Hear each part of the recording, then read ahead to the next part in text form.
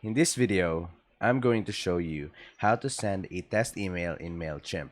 So first, let's create the email. Let's head on over to create and click on email and design the email.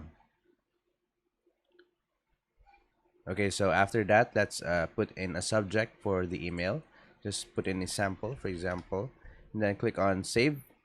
Okay, so once we did that, let's head on over to the content and let's design the email. And then we can just choose from any of the template, for example, but if you already have an existing, you can use that. Okay, so let's use this template. And then in order for us to send a test email, you can find it over here in the drop down button beside save and exit, and click on it and you will see send test email.